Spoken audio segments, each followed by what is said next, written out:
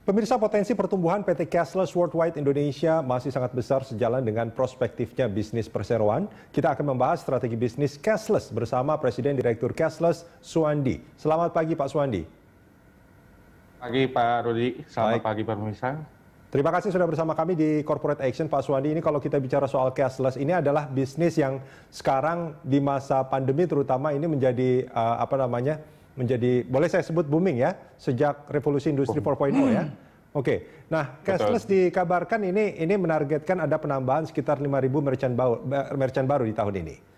Ini apa yang membuat Anda cukup optimis bahwa itu bisa diraih?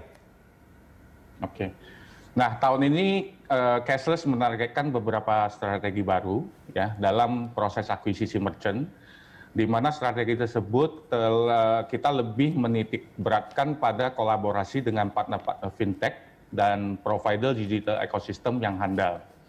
Strategi ini cashless mencoba untuk selaraskan juga dengan program pemerintah, yaitu menggalakkan UMKM untuk go digital, dikarenakan masih banyaknya UMKM yang kita lihat belum terdigitalisasi dengan teknologi pembayaran non-tunai.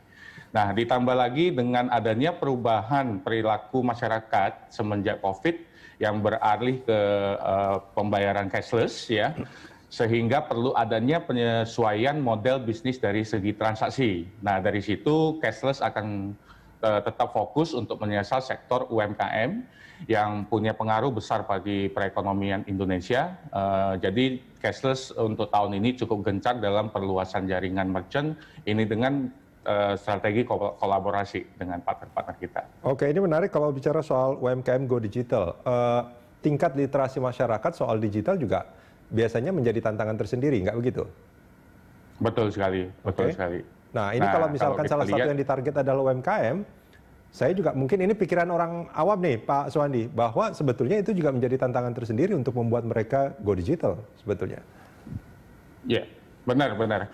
Nah, dari sisi tantangannya sendiri kita melihat ya kalau masa pandemi sekarang ini kan masih berlanjut ya, dan mungkin tantangan ini juga dihadapin semua sektor bisnis ya, dan berdampak pada banyak perubahan signifikan yang memacu adanya transformasi menuju ekonomi digital. Salah satunya itu adalah perubahan pada perilaku masyarakat ya dalam menggunakan berbagai metode non tunai, sehingga mendorong para pelaku usaha untuk beradaptasi dalam ekosistem digital ini. Nah, hal ini menjadi tantangan tersendiri bagi cashless ya, khususnya itu dari segi edukasi ya. Kita lihat banyak UMKM itu yang masih belum familiar terhadap digitalisasi ekosistem ini gitu. Nah, kami menyadari bahwa mengubah suatu sistem itu dan menjadikan sebuah kebiasaan pastinya perlu melewati proses yang panjang dan tidak mudah ya. Tapi kita percaya dengan upaya dan strategi yang konsisten ya di tahun ini akan membantu kita untuk melewati proses tersebut. Jadi untuk itu kita terus menghadirkan edukasi ya melalui sosial media, melalui media-media lain ya, dengan memberikan pemahaman kepada pelaku usaha mengenai manfaat ya, keuntungan serta tata cara penerapan pembayaran digital untuk UMKM ini ya. Program ini pun akan terus kita jalankan bersamaan dengan perluasan penetrasi pasar cashless di Indonesia. Ya, ini kalau bicara soal edukasi ini yang saya yakini ini investasinya besar sekali sebetulnya kan, karena bukan hanya mencoba untuk meyakinkan para pengguna, tapi juga mencoba untuk paling tidak menarik di awal gitu. Ya kalau dulu itu banyak sekali orang bilang soal bakar uang karena investasi yang ditaruh untuk proses edukasi itu tidak sedikit sebetulnya. Nah ini bagaimana cashless melihat ini? Kalau dari sisi strategi kita lihat tidak selalu harus melakukan investasi yang cukup tinggi dalam sisi edukasi. Ya tentunya banyak strategi yang bisa kita jalankan, terutama kalau kita lihat di zaman sekarang ini ya, kita bisa menggunakan sosial media yang jumlah pemakaiannya itu meningkat sangat drastis ya dalam hal pemberian edukasi ini gitu ya. Jadi tidak harus mungkin model-model yang dulu istilahnya bakar uang itu tidak harus kita menuju dengan strategi seperti itu sih. Gitu. Banyak hal-hal ataupun strategi yang lebih efisien yang bisa kita lakukan.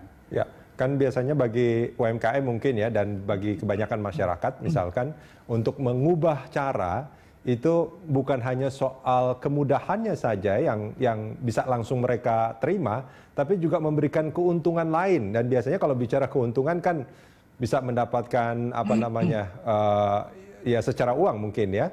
Itu bisa dihitung sama mereka, meskipun kedepannya mereka akan bisa merasakan bahwa menggunakan non tunai itu sebetulnya jauh lebih mudah. Nah, apakah itu juga dilakukan sama cashless? Benar sekali. Jadi kalau kita lihat dari sisi manfaat itu memang tidak kita lihat dari sisi finansial saja ya, terutama terhadap manfaatnya. Tapi beberapa manfaat yang bisa kita petik itu adalah dengan adanya layanan dari cashless yang satu platform bisa menerima berbagai metode pembayaran ya, dan hampir semua yang ada di Indonesia ini itu akan membantu dari sisi pelaku usaha itu dalam hal efisiensi pekerjaan dalam melakukan rekonsiliasi ya. Kemudian dari sisi kalau kita lihat dari digital ya, otomatis semua transaksi itu harus tercatat secara digital.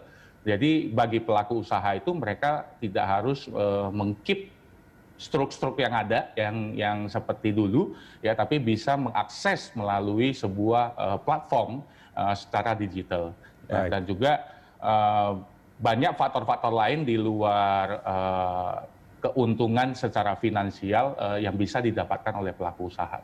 Baik, Pak Aswandi, kita jeda sebentar, kita akan lanjutkan ini di segmen berikut. Pemirsa, Corporate Action akan segera kembali usai jeda.